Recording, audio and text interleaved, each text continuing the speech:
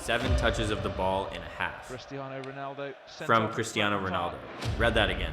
This video is going to upset Messi fans and Ronaldo fans equally, because what I'm about to show you can't be excused anymore. Let's be honest. Time to stop lying to ourselves. This is it. The Messi and Ronaldo story, the era a whole generation of fans grew up on, is officially over. You know that strange, slightly empty feeling when you finish an incredible book, you turn the last page, close the heavy cover, and realize there's no sequel. The plot is done. That's exactly where we are. A decade ago, we'd be screaming in the comments over who'd win the next Ballon d'Or, who had the better free kick, who scored more hat tricks in a season.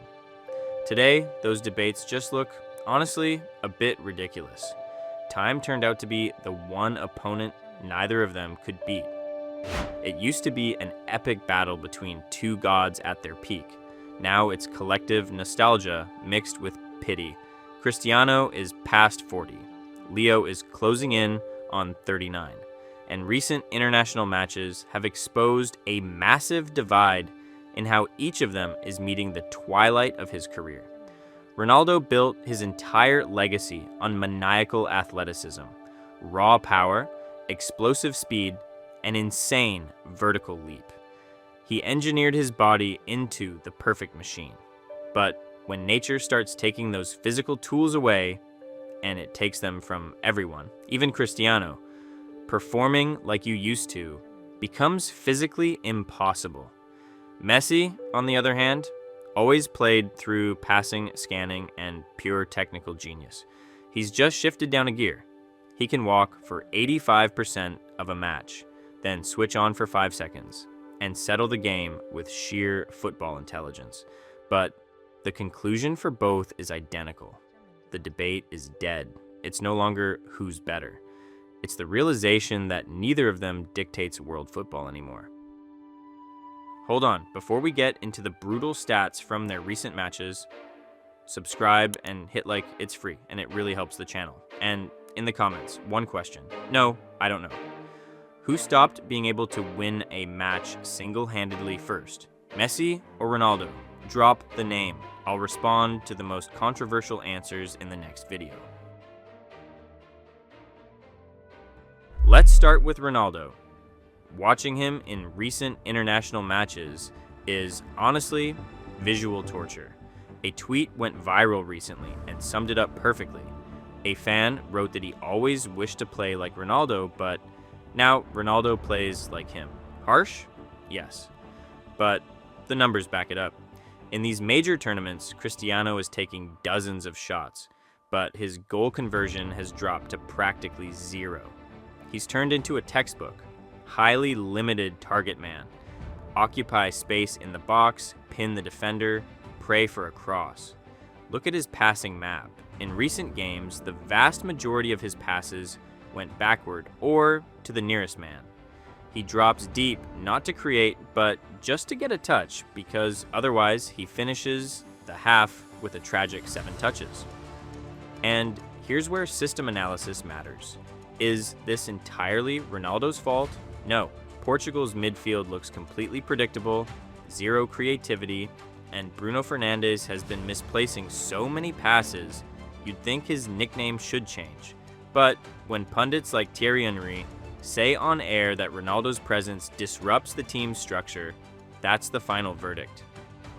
With Messi, the surface looks different, but the outcome is the same. After winning the World Cup in Qatar, Leo mentally completed football. He moved to MLS, took his well-earned holiday, and now plays for pure enjoyment. Yes, in the national shirt, he's still capable of magic, a hat trick, or a defense-splitting pass through 3 players within 10 seconds of coming off the bench. We watch that and scream, he's still the GOAT. But it's an illusion. Look at the intensity of modern top-tier football. Messi physically can't press anymore. He can't carry the ball with those explosive bursts from midfield like he did at 25. Argentina still builds its entire universe around him. Midfielders run triple the distance just so Leo can create. But against systematic, young, aggressive sides, that setup no longer guarantees a win. Messi adapted better because his genius is technical, not physical, but he's become a passenger too. A business-class passenger, sure, but a passenger.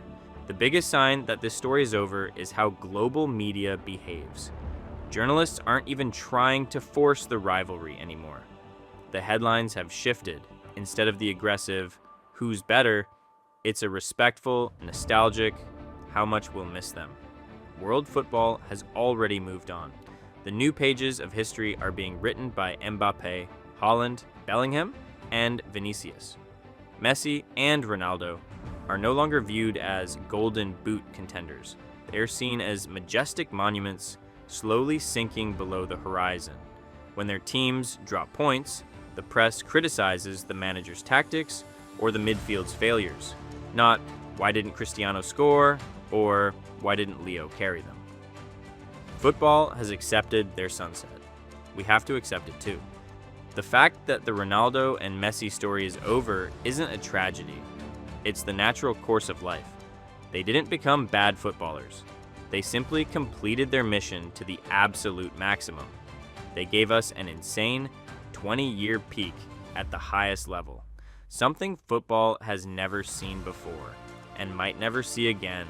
They squeezed out every last drop. So instead of getting frustrated over declining stats, mocking Cristiano's missed free kicks, or calling out Leo's passivity, let's do what these two legends actually deserve. Let's just say thank you. Thank you for letting us see it with our own eyes, for our childhoods, for the pure emotion. Thank you, Leo. Thank you, Chris. It was legendary. Subscribe to the channel, leave your thoughts in the comments, and I'll see you in the next video. Peace.